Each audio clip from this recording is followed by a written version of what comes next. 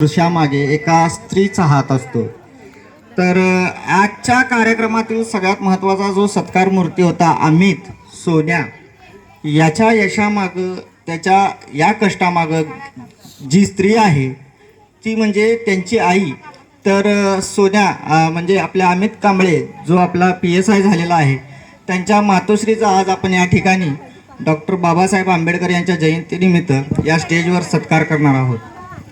त्यांना विनंती आहे की त्यांनी स्टेजवर यावं. लखन येत नाही.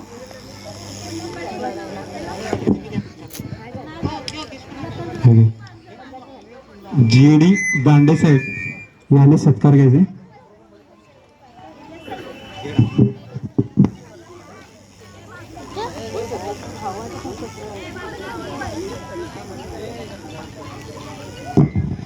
दांडे साहेबांना विनंती आहे की त्यांनी या ठिकाणी अमित यांच्या मातोश्रीचा आणि त्याचबरोबर बंधू बाळासाहेबांचा सत्कार घ्यायचा आहे.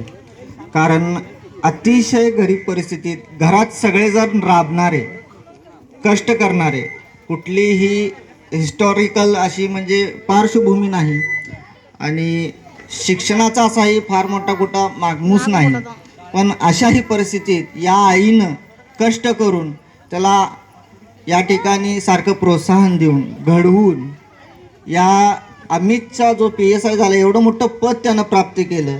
तर त्याच्यामागं या सर्वांचा फार मोठा हात आहे. जोपर्यंत घरच्यांचा साथ राहत नाही, पाठिंबा राहत नाही आणि मानसिक आधार राहत नाही, जोपर्यंत घरची सपोर्ट करत नाही, तोपर्यंत माणूस पुढे जाऊ शकत नाही. या लोकांनी त्याला कोणतंही घरच्या कामाचं टेन्शन न देता केवळ तू अभ्यास कर आणि परीक्षा दे आणि पास हो असा हा सपोर्ट दिला आणि तो फार महत्त्वाचा आहे.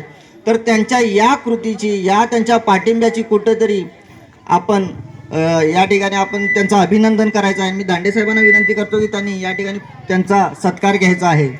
सर्वांनी टाळ्या वाजवायचा आहे, कारण हे जे यश आहे यामागचे ह्या सत्कार मूर्ती खूप महत्त्वाच्या आहेत.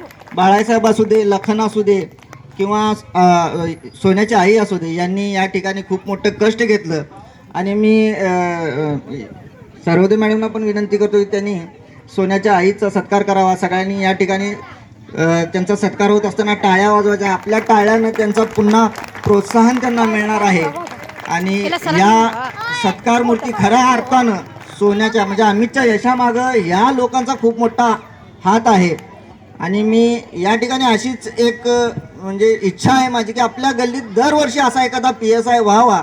दरवर्षी आपल्यातून कोण, आपल्या गल्लीतल्या सगळ्या मी महिलांना विनंती करतो की त्यांनी आपल्या मुलांना याप्रमाणे वाढवावं, मुलांना या ठिकाणी सपोर्ट द्यावा की बाबा घरचं काही टेन्शन न देता तू केवळ अभ्यास कर, पुढं राहा, बाकीचं आम्ही बघतो. असा एक तरी मुलगा प्रत्येक घरात आपण तयार करावा. आपल्या या पंचशील कॉलनीमधून दरवर्षी एक असा सत्कार व्हावा. आणि मी आपल्याला माझ्याकडून ही अपेक्षा आहे की आपण सर्वांनी यासाठी सपोर्ट करायचा आणि स्वतःच्या मुलांना सुद्धा या अमित सारखं बनवण्याचा प्रयत्न करायचा. धन्यवाद.